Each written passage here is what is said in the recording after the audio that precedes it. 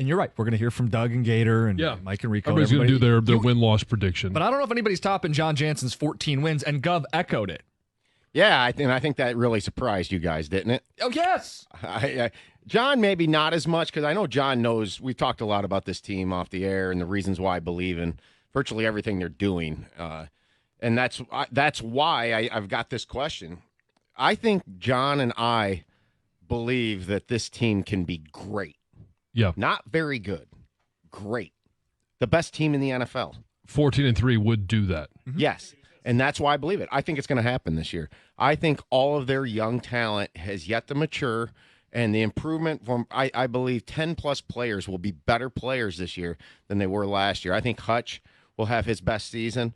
I think J-Mo will break out. Not crazy, but he'll have some breakout crazy games. Yes. I think he's going to be one of those fantasy players that might frustrate you week to week, but, man, when he does good, it's going to be crazy.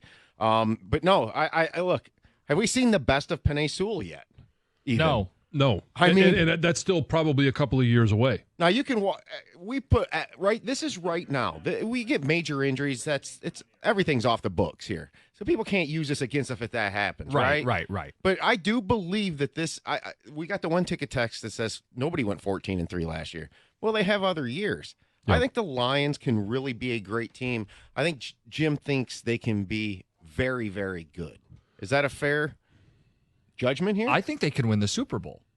Right. Well, because very, very good teams can be. Yeah. I think this team has the potential to be one of those really, really good or great teams in season because of their young talent. Yeah. That you're going to see a maturation here. You know, I don't know if St. Brown can be any better. If he is, it's going to be minuscule. He's almost already reached that plateau in my mind. Now it's a matter of being consistently great. Yeah, I think Brian Branch is going to have an unbelievable season. I'm really excited about the second-year guys. How is Laporta better? How is Brian Branch better? Jack Campbell. I thought he had a good rookie season. Was it great? No. I thought it was good. It was solid. I think he can really take off this year and be a great off-the-ball linebacker. There's so many opportunities, and even in those guys that are going into their third year, we saw really good growth, and Aaron Glenn understand how best to use Melifonwu. Kirby Joseph, I thought he would take a step forward last year. I didn't see it. I'm expecting more this year. James Houston, we didn't see him at all last year. And now you throw in the rookies this year, the ones that you expect to see something from, obviously Terrion Arnold and Ennis Rakestraw. I just think that there's an opportunity for this team to be great. Yeah, I think it's there for them. I mean, listen, you look at anybody on the schedule, and are you going to tell me they can't beat them? No, I mean, I think they when they beat Kansas City to open the schedule last year, they opened a lot of eyes, and it proved to be true throughout the season. They didn't lose back-to-back games. You know, if they get their toe stubbed once, they very rarely would have it happen twice. And guys, don't dismiss the buy-in. I don't know if there's any team that has its entire roster coaches bought in to what they're trying to do and how they're trying to do it. I think they got some games on the schedule that are circle games that you are like. That's why I think they're going to win at Dallas. That's why I think they're going to beat Seattle. You know, they have got that. Rams will always be circled. Yeah, they've got that bitter taste. You know, they talked about it. What Sewell's comments about the San Francisco game. He's watched it, 10+ times. And you just put in you're collectively talent with intangibles. And John mentioned the one name that would hold me back on this. I don't know if Aaron Glenn's a good coordinator. So I think you had stepped out when I said this at the end of my little Cookie's 12-game win there in Dallas loss. I'm really hung up on that one. But I think this is going to be a huge barometer on what Aaron Glenn is as a defensive coordinator because, and I'll say it again, they have addressed the offense. From the moment Brad Holmes got here, it was Matthew Stafford out, Jared Goff in, a guy that Brad Holmes believes in. First draft, it was Penei Sewell and then Amon-Ra St. Brown. They've done a lot to address the offense. They haven't really done a lot until this year to address needs on defense, and Aaron Glenn hasn't had many toys to play with. Now he does. So what type of coordinator is he going to be when he finally has multiple ways to attack a quarterback, to defend the mobile quarterback, and defend against the trio of receivers that they have in Seattle, or even in our own division in Chicago?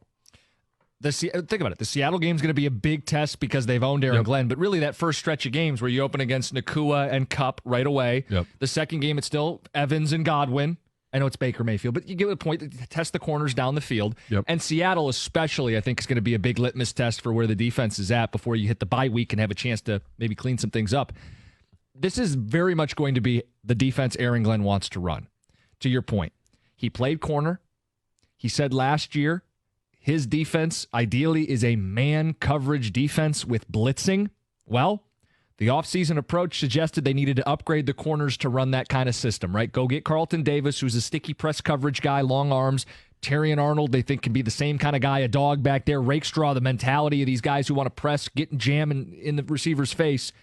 They've got those guys to run the system. They're going to blitz a lot. They didn't address pass rush in a significant way because they're going to dial it up. They're going to send Iffy Melifonwu opposite Aiden Hutchinson, and they're going to have different creative options to try to send a Brian Branch to hit the quarterback. And it worked for them at the end of last season. They took what was a bad defense and made them about an average defense doing that, right? I mean, by the end of the season, they still gave up some big plays down the field. No one was going to say they were a great defense. But they at least made themselves look average. My concern would be that style of defense, the man coverage, blitz-heavy defense. You're going to need to get takeaways. You're going to need to avoid PI calls and holding calls. And more importantly, aren't the great quarterbacks really excited when you do blitz them? Because it's one or two fewer guys in coverage. The great quarterbacks diagnose defenses within 1 second, 2 seconds, pre-snap even. They want you to blitz. And now they're going to get the ball out quick. So it scares me against the best quarterbacks in football that you are maybe another blitz-heavy defense. Right, but you're also talking about a defense that if you've only got to cover for 1 to 2 seconds, right? Carlton Davis should be able to do that. Terrion Arnold should be able to do that. You're not talking about having these guys in man coverage because the blitz doesn't get home. Right, if it's 4 or 5 seconds, most guys are going to be toast. Everyone's open. Yeah, and so that's the fear. Young corners early in the season, I'm not going to make a huge declaration that they're going to be great right away. It's something Brad Holmes always says. We need to be playing our best ball in December, and we take that to mean December, January, and beyond. That's when those guys got to be playing their best football. Those young rookie corners. Because if they solidify in the back half of the season, say when they're in San Francisco and you're facing Ayuk and Debo, assuming they're both there, that'll be a great test too. The schedule's loaded with tests. This is what we wanted, though. You don't run from it. And I'm not saying you are or any fans are, but embrace it. Sprint to it. Sit in front of the couch. You're the only show in town. You're on prime time, the Detroit Lions. We've been waiting for this. And don't be afraid to be good. The Lions aren't going to be afraid. They're going to take it on. Don't be afraid to be great. Yeah. And I look back now on this offseason, and what did they really lose? Right. They lost Jonah Jackson, who, when you're talking about losing a guy, if you're going to, and I mentioned it at the time, I wasn't worried about losing him because he was also a guy that I don't know that he was fully bought into the mentality of you're going to need to play a little dinged up. He had a bad finger and he missed 5 weeks. Right, and then also he didn't play in the NFC Championship game. Right. To me, that's where it's like, all right, what you lose, you added. So, a little frustration maybe in not having a lot of experience at corner.